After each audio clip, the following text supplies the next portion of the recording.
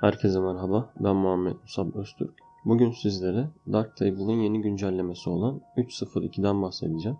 Başlamadan önce de BİUSTEK üzerine hazırlamış olduğum programın kısa yollarının Türkçelerini Facebook sayfamda paylaştım.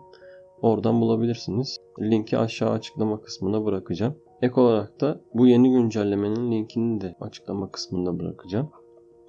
Şimdi başlıyorum. İlk gelen özellik modüllere isim verebilme. Mesela Basic Adjustment modülündeyim. Kontrole basıyorum. Tıkladığımda yeni bir bölüm açılıyor ve burada isim verebiliyorum. Mesela ilk yazdım diyelim. Bu modülümü tekrar çoğaltmak istedim diyelim. Tekrar kontrole basıyorum. İkinci yazdım. Bu şekilde modüllere isim verebiliyoruz. Daha sonra Vignette modülüne yenilik getirmişler. Burada önceden Vignette modülü sadece %100'e kadar çıkabiliyordu. Önceki derslerde anlatmıştım. Bunu artık %200'e kadar çıkarılabilecek şekilde yapmışlar. Bu da size modülü kullanırken daha esnek ayarlar yapmanızı sağlıyor. Bu şekilde değerlendirilebilir veya sıfırlayayım. Tekrar sonuna getireyim. Yerini değiştirdiğimizde daha farklı çalışmalar yapmaya imkan veriyor sonuç itibariyle. Bunu sağlamış.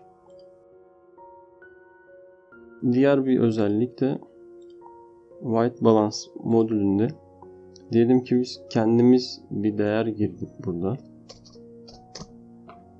Bu alt kısımda User Modified özelliği getirilmiş. Biz değer girdiğimizde bunu kullanıcının ayarı olarak burada belirtiyor.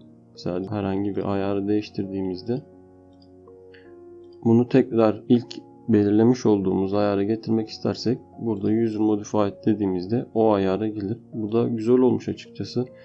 Diğer ayarlarla kendi yaptığımız ayarları kıyaslamayı gösterir. Yani burada sadece açıp kapatmayla değil de burada diğer ayarlarla yapmış olduğumuz ayarı kıyaslamamızı sağlayacak. Güzel olmuş. Crop and Rotate modülünde de bir yenilik getirmişler. Burada şöyle bir kırpayım.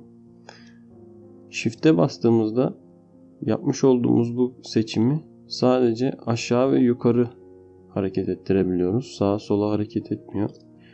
Kontrole bastığımızda da sadece sağa ve sola hareket ettirebiliyoruz. Aşağı yukarı hareket etmiyor. Bunu getirmişler. Bu güzel bir şey. Yani bir yer belirlediğimizde kırpmak için sadece sağa ve sola veya aşağı ve yukarıya hareket ettirmek istersek hiç yönünü şaşırmadan hareketimizi sağlamış olacak.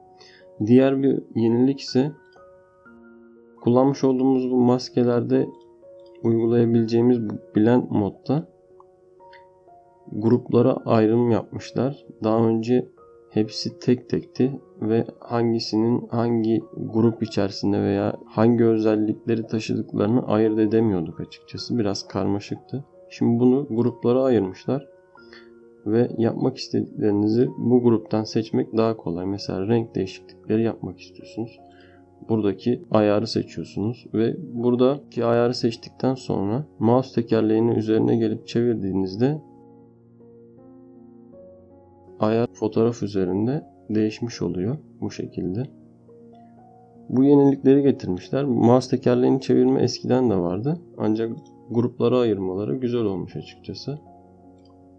Bulması ve işlem yapması daha kolay olacaktır. Programa eklenen yeni özellikler bunlar. Ancak güncelleme ile yeni makine ayarları getirilmiş ve bazı hatalar da giderilmiş. Bunun da sayfasını açıklama kısmında linke bırakacağım. Oradan bulabilirsiniz. Bugünlük anlatacaklarım bu kadar. Daha sonraki derslerde görüşmek üzere. Hoşça kalın.